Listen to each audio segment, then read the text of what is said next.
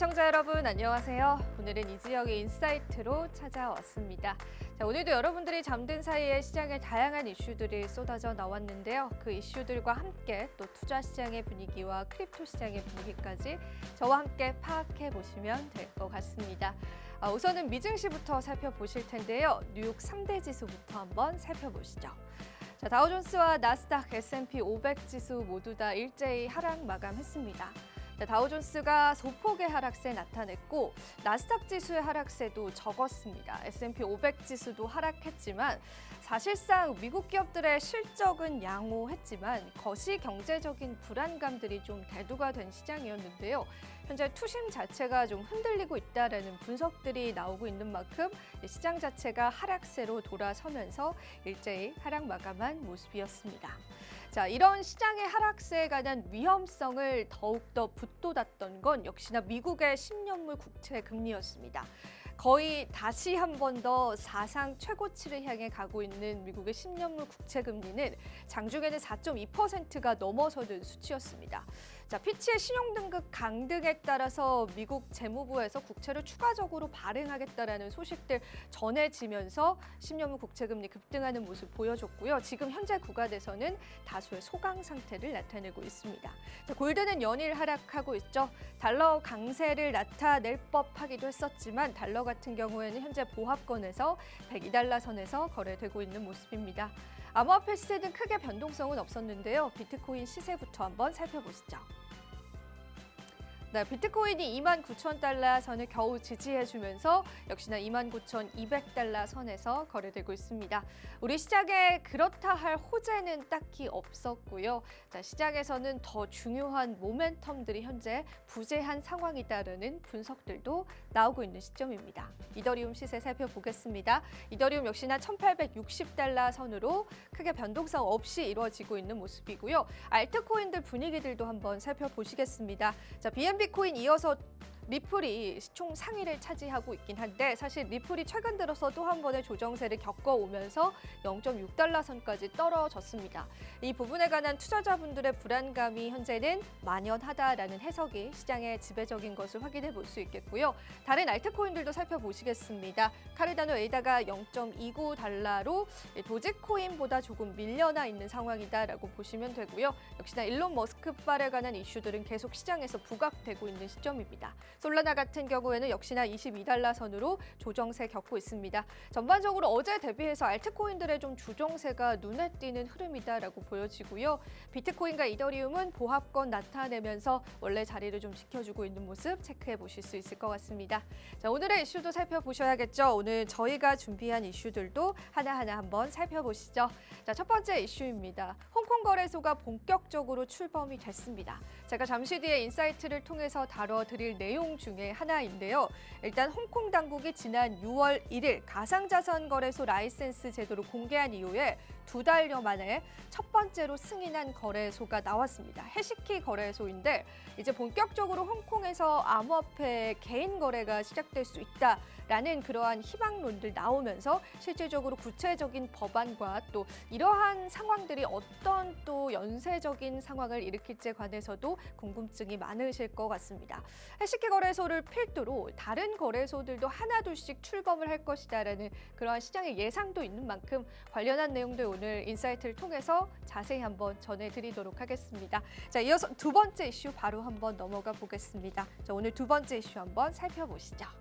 자, 이 부분도 제가 잠시 뒤에 다뤄드릴 예정인데요. 바이낸스 이용자가 이제 중국 추정 주소를 통해서 900억 달러의 그러한 거래를 했다라는 소식이 월스트리트 저널을 통해서 보도가 됐습니다. 사실 중국은 현재 암호화폐 금지 국가입니다. 그리고 금지되기 이전에 바이낸스 거래소를 가장 많이 이용했고 지금의 바이낸스 거래소를 만들었던 게 사실상 중국인들이었는데 이렇게 금지된 상황에서 중국인 투자자들은 어떻게 바이낸스 거래소를 이용을 했었을까? 그리고 이 말이 정말 사실일까? 또 다른 음모는 아닐까에 관한 다양한 의견들도 현재 시장에 나오고 있는 상황입니다. 여전히 중국인은 바이낸스 거래소를 이용하고 있었을까요? 하지만 이러한 사안에 관해서 중국 당국의 입장은 어땠을까요? 관련한 내용 역시나 오늘 인사이트를 통해서 전해드리도록 하겠습니다. 자, 이슈 예고편 여기서 한번 맞춰보도록 하겠고요. 저는 잠시 뒤에 앵커석에서 보다 자세한 내용도 이어가도록 하겠습니다. 자, 오늘의 코인 가자!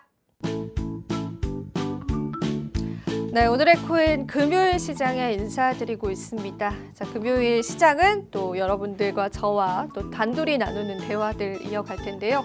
자, 오늘도 인사이트를 통해서 또 한 주간의 시장을 돌아보기도 할 거고 또 다음 주에 또 앞으로 우리 시장에 어떤 영향들이 좀 불러일으킬지에 관한 이야기들도 오늘 다양하게 또 준비를 했습니다. 자, 오늘도 저희가 할 이야기들이 좀 많을 것 같습니다. 그래서 오늘은 빠르게 첫 번째 주제부터 한번 시작해 보도록 하겠습니다. 자, 이지영의 인사이트 오늘 첫 번째 주제는요. 미국의 국채금리 과연 안전할까요? 먼저 거시경제 흐름부터 한번 짚고 넘어가도록 하겠습니다. 네, 얼마 전에 피치가 미국의 신용등급을 강등했다. 그런데 이게 우리가 우려할 만한 그러한 사안은 아니다라는 다양한 보도들 이 며칠 사이에 하루 이틀 사이에 투자자분들은 많이 들으셨을 테고 굉장히 많이 접하셨을 겁니다. 자, 그러다 보니까 뭐 사실 이 부분이 투자 시장에 크게 영향을 미치지는 않을 것이다라는 생각들 많이 하셨을 테고 또 일단 지표 자체가 좀 양호하게 나왔습니다. 간밤에도. 그러다 보니까 미국에서도 여전히 경기에 관한 침체라기보다는 연착륙의 가능성 그리고 투자하기 너무 좋은 환경인 골디락스에 관한 가능성들 시장에 대두되고 있는 시점입니다. 하지만 그래도 우리가 관가하지 않아야 할 이슈들이 분명히 있습니다. 물론 국가의 신용등급이 강등됐다라는 게 정말 하나의 해프닝처럼 여겨지고 있는 시장이긴 하지만 어떠한 부분에서는 우리가 조금 조심해야 할 부분들도 있을 것 같아서 오늘 제가 지표 하나하나 보여드리면서 시장에 관해서 조금 언급을 한번 해드릴까 합니다. 자, 미증시는 앞서도 제가 말씀을 드렸었는데 뭐 잠깐 다시 한번 짚고 넘어가자면 자, 미증시에서 조금 문제가 됐었던 부분들이 사실상 다른 부분이 아니라 이제 10년물 국채금리였는데요. 4.2%를 돌파하는 시점이 있었습니다. 지금은 살짝의 소강 상태를 나타내고 있는 시점이기도 하고요. 자, 그렇기 때문에 사실 뉴욕 3대 지수가 하락폭이 그렇게 크진 않았습니다. 마이너스 0.1%, 뭐 마이너스 0.1% 좀 이런 소폭의 하락세이긴 했었는데 저희가 이제 국채 금리에 관해서 이야기를 나눌 수밖에 없는 게 그렇다면은 만약에 이제 신용등급 강등에 대한 것들이 그냥 하나의 해프닝이었고 좀 그리고 뭐 월가에서 좀 유명한 제도권자들이 뭐 제이빈 다이번과 같은 또 그러한 제도권자들이 절대 이제 걱정할 만한 사안이 아니다라고 했음에도 왜 미국의 10년물 국채 금리가 간밤에 그렇게 급등을 했었는가에 관해서는 조금 생각해 볼 여지가 있을 것 같습니다.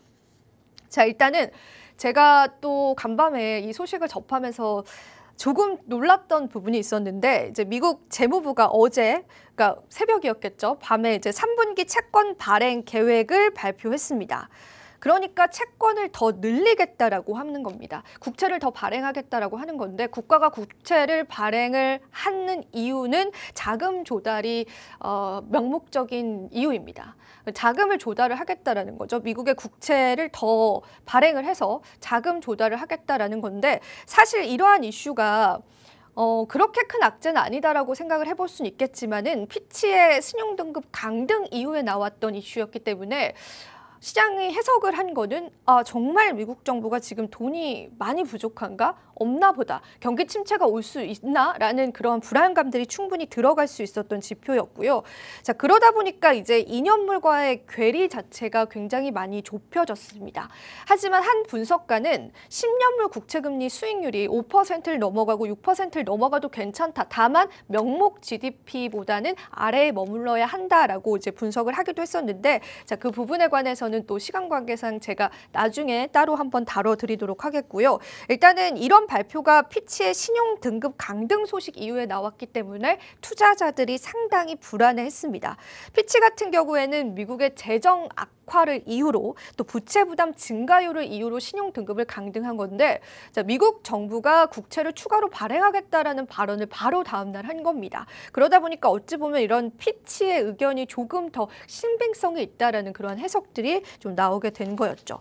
자, 그래서 사실은 이제 거시경제에 관해서 최근에는 이제 걱정할 필요가 없다라는 그런 이야기들도 많게 나오긴 하지만 이제 유명한 헤지펀드 투자자인 빌 애커먼이 트위터를 통해서 지금의 사안에 대해서 굉장히 조금 우려할 만하다. 그렇기 때문에 나는 해지 투자를 하겠다라는 그런 발언을 하기도 했습니다. 이게 트위터 원문이기도 한데요.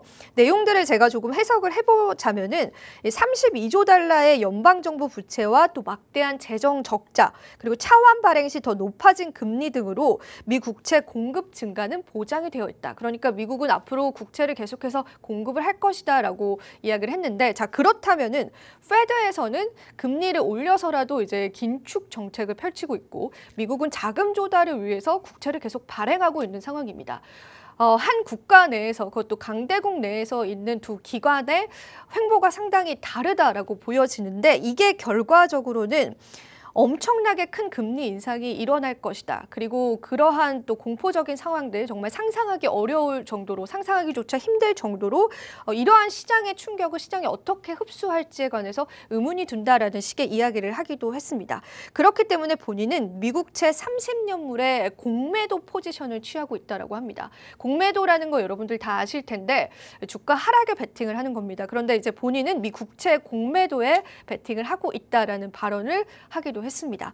자, 그만큼 현재 거시경제 시장에서는 페드 자체는 금리를 올려서라도 양적 긴축 정책을 펼치고 있고 미국 재무부는 자금 조달을 명목으로 국채를 발행하고 있습니다. 그렇다면 결과적으로 페드는 더 높은 금리 인상을 할 수밖에 없고 이것이 충분히 투자 시장에 불안감을 불러일으킬 수 있다라는 걸 시사해 볼 수 있는 하나의 이슈인 것 같습니다. 그래서 오늘 한번 꼭 다뤄드리고 싶었던 이슈 중에 하나였고요. 하지만 반면에 워런 버핏 같은 경우에는 CNBC 인터뷰를 통해서 아니다. 나는 미국채를 100억 원어치 매입을 했다라고 이야기를 했습니다. 월요일에도 국채 100억 원 달러어치를 사들였고 또 그리고 추후에 더 사들일 계획이 있다라고 이야기를 했습니다. 그런데 사실 이 두 사람의 입장이 어찌 보면 비슷합니다. 자, 이 헤지펀드의 유명한 투자자는 단기 투자에 좀 집중된 투자자고요. 워렌 버핏 같은 경우에는 워낙 장기 투자자로 알려진 그러한 투자자이기 때문에 결과적으로 놓고 봤을 때 둘 다 수익을 얻어갈 가능성이 있고 관점의 차이다라는 해석이 있습니다. 하지만 국채에 관해서 이 국채 발행에 관해서 워렌 버핏과 애커먼의 입장은 어찌 보면 엇갈린다라고 보여집니다. 여러분들은 미국이 현재 국채를 발행하는 것이 거시경제에 크게 영향을 미치지 않을 것이다 혹은 긍정적일 것이다라고 생각을 하시는지 아니면 이 애커먼처럼 이것은 굉장히 결과적으로 금리를 더 큰 폭으로 인상시킬 수 있는 요인이다라고 생각을 하시는지 좀 그런 부분들도 상당히 좀 궁금합니다. 저는 개인적으로 애커먼의 의견에 조금 더 힘을 싣고 있습니다.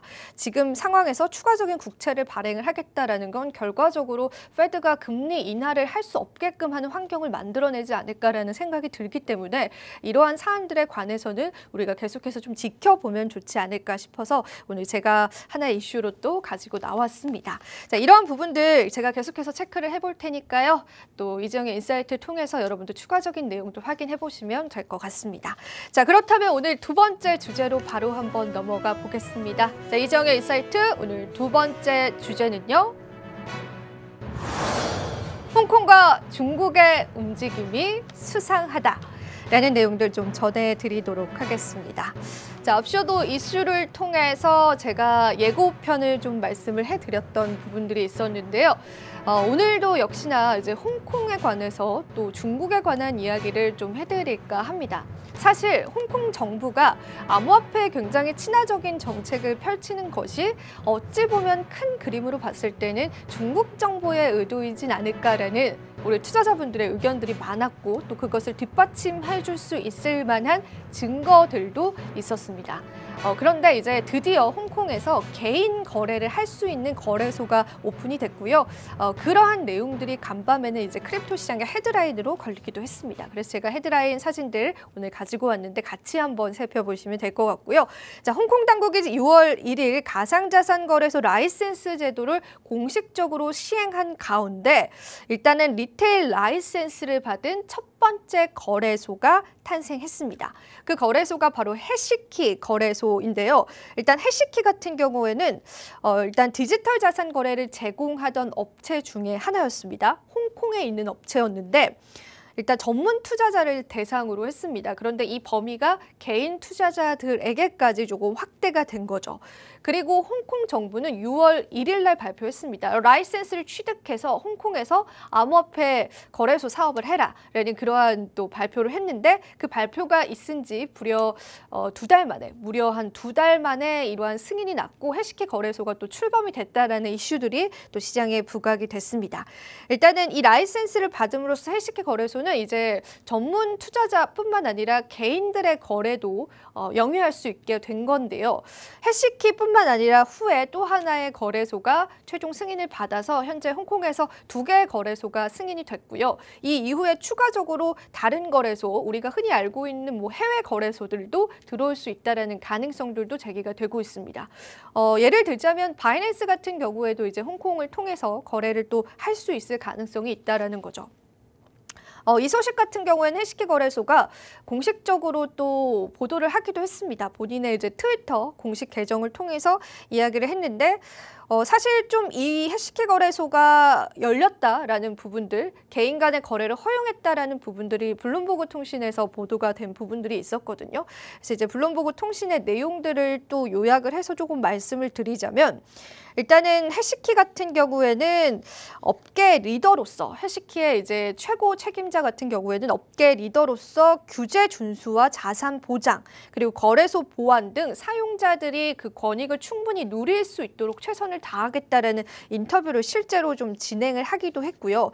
일단 거래소 유치에 관한 규제가 확실해지고 있는 상황에서 또 이렇게 첫 번째로 개인 간의 거래를 허용한 거래소가 나왔다라는 게 실질적으로 홍콩 정부가 취하고 있는 암호화폐에 관한 태도에 관한 윤곽들이 드러났다라고 좀 시장을 해석을 하고 있는 것 같습니다. 일단 해시키 익스체인지와 OSL이라는 거래소가 최종적으로 홍콩 금융당국의 승인이 돼서 이제 홍콩에서 개인들의 거래를 시작을 하겠다라는 보도들을 역시나 이어가기도 했고요. 해시키 같은 경우에는 스탠다드 차타드 은행과 파트너십을 맺는다라고 합니다. 자, 이 스탠다드 차타드 은행은 또 글로벌로서 굉장히 유명한 은행인데 암호화폐에 굉장히 친화적인 은행 중에 하나입니다. 자, 이런 파트너십을 맺고 통화 입출금 서비스까지도 이제 제공이 들어간다라고 하니까 또 가상자산 장외 거래 서비스까지도 함께 영위를 한다라고 합니다.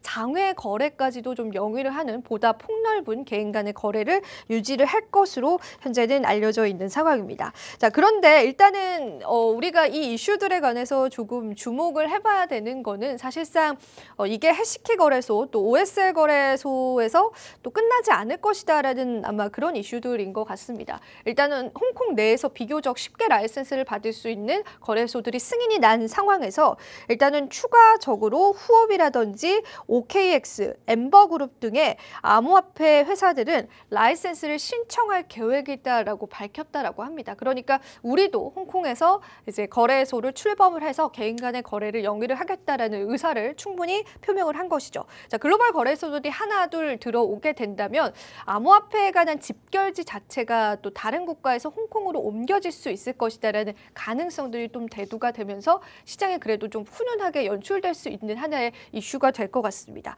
자, 그런데 이 와중에 제가 좀 한 가지 지표를 좀 보여드리자면은 이제 블룸버그 통신에서 이 지표를 제시를 했는데 크립토 중에서 이제 주요 크립토 예를 들면 비트나 이더와 같은 좀 주류 코인들과 또 MSCI 지수를 집계를 해서 좀 그 차트를 보여줬는데요. MSCI 지수는 여러분들도 아시다시피 글로벌적으로 조금 유망한 기업들을 모아놓은 좀 지수 인덱스다라고 보시면 되는데 그 지수의 방향성과 크립토 시장의 주요 코인들의 방향성이 굉장히 좀 유사한 방향으로 좀 흘러가고 있다라는 걸 데이터로 좀 보여준 그러한 상황이었습니다. 최근 들어서는 좀 갭이 살짝은 늘어난 느낌이긴 하지만 그래도 조금 전반적인 느낌과 모양새 자체는 MSCI 지수와 좀 추종되어 가고 있다라는 부분들을 블룸버그 통신에서 직접 이렇게 기재를 하기도 했더라고요. 그래서 이 부분들도 한번 참고를 해보시면 좋을 것 같고요.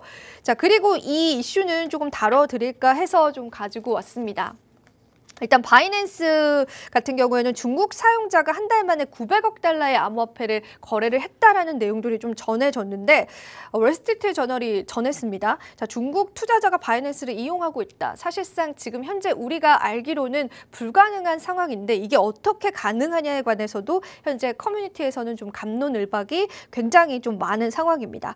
자, 일단 900억 달러 규모의 월간 암호화폐 거래를 처리했다라고 보도를 했고요. 이게 전 세계 거래량의 무려 20%를 차지한다라고 했습니다. 900억 달러다라고 한다면 하나로 환산해보면 116조에 해당하는 그런 금액입니다. 자, 지금 중국은 암호화폐가 금지되어 있는데 중국인 투자자가 어떻게 바이낸스를 이용해서 거래를 했느냐에 관해서 사실상 로이터 통신은 정확한 달을 명시하지 않았다라고 해서 이 기사 자체에 좀 의구심을 품기도 했었고 이 부분에 관해서 좀 다양한 해석이 나오고 있습니다. 자, 이러한 거래 사실을 알면서도 중국 정부가 용인은 하지 않았을까라는 그러한 의견들도 있고 이 보도 자체가 오도다라는 그러한 의견들도 있기 때문에 이것에 관해서는 우리가 계속해서 조금 체크를 해보면 좋을 것 같습니다. 자, 시간 관계상 제가 세 번째 이슈로 바로 넘어가 봐야 될 것 같습니다. 자, 오늘 이 지역의 인사이트 마지막 세 번째 주제는요. 온체인 데이터 분석해드리겠습니다. 고래 투자자의 변동성에 관한 이야기 잠시 들려드리도록 하겠습니다. 네, 제게 할당된 시간이 많지 않기 때문에 조금 빠르게 이야기를 해드려야 될 것 같은데요. 일단 핵심만 좀 말씀드리도록 하겠습니다. 자, 이게 고래 투자자의 지표다라고 보시면 되는데 일단은 수량이 작은 고래 투자자들의 범위가 좀 늘어갔습니다. 100개의 비트코인 이하를 가지고 있는 월렛이다라고 해서 비교적 작은 투자자, 하지만 뭐 개인이랑 비교를 해본다면 사실 100개의 비트코인도 상당한 금액이기 때문에 우리가 어느 정도의 고래 혹은 상어 정도로 좀 분류를 해볼 수가 있을 것 같아요. 그 투자자들의 축적 비율들이 상당히 많아졌다라는 부분들을 좀 나타내는 지표이고요. 반면에 1K에서 10K의 투자자들 같은 경우에는 좀 다른 양상을 보였습니다. 일단은 10K 이상의 투자자들 같은 경우에는 암호화폐를 조금 판매하는 성향을 띄었다라는 부분들 여러분들이 체크를 해보시면 좋을 것 같고요. 자, 관련해서 역시나 이제 고래 규모에 따라서 고래들이 보유하고 있는 암호화폐가 어느 정도 증가했는지 어느 정도 조금 줄었는지에 관한 지표는 이 지표 보시면은 여러분들이 아실 수가 있을 겁니다. 자, 일단 1K에서 10K는 4.65 정도, 그리고 10K에서 100K 같은 경우에는 1.6, 그리고 100K 이상 같은 경우는 654라고 이렇게 나와 있는데 이 지표는 제가 시간 관계상 설명은 못 드리지만 여러분들이 조금 자세히 살펴보신다면 충분히 이해 갈 만한 지표다라는 생각이 들고요. 자, 마지막으로 흥미로운 그런 하나의 이슈가 있었습니다. 그러면 이 고래들이 어느 거래소를 이용해서 암호화폐를 매도 혹은 좀 거래소에 유치시키려고 하느냐에 관한 의도를 파악을 해봤을 때 바이낸스 거래소가 무려 82%가 해당합니다. 코인베이스가 6.8%로 바이낸스 대비해서는 굉장히 적은 수치입니다. 제가 이 지표를 말씀드리는 이유는 최근 들어서 뭐 바이낸스에 관한 굉장히 퍼드성의 뉴스도 많이 나오고 있고 바이낸스 거래소에 관한 위상이 조금 약화되고 있다라는 그러한 의견들도 많은 상황이지만 어쨌든 고래들이 선택한 거래소는 바이낸스 거래소가 압도적으로 많다라는 게 이 부분에 굉장히 흥미로운 부분이다라고 보시면 될 것 같습니다. 자, 고래들은 현재 이 물량에 관한 거래를 하기 위해서 바이낸스 거래소로 무려 80% 이상이 보내고 있다라는 부분들 또 한번 우리가 바이낸스 현재 위치에 관해서 실감해 볼 수 있는 데이터지 않을까 싶어서 가지고 왔습니다. 네, 오늘도 이렇게 제가 인사이트 꽉꽉 채워봤는데요. 역시나 시간은 부족했지만 그래도 최대한 많은 내용들 여러분들에게 전달드리기 위해서 노력했습니다. 마지막으로 투자 고지 들으면서 마무리해보도록 하겠습니다. 본 방송에서 제공하는 정보는 투자 판단에 대한 조언일 뿐입니다. 가치 판단과 상승 하락을 보장하고 있진 않다는 점 다시 한번 유의 부탁드리고요. 저희는 다음 주 이 시간에 더 알찬 정보들로 찾아뵙도록 하겠습니다. 여러분, 오늘도 시청해주신 여러분 고맙습니다.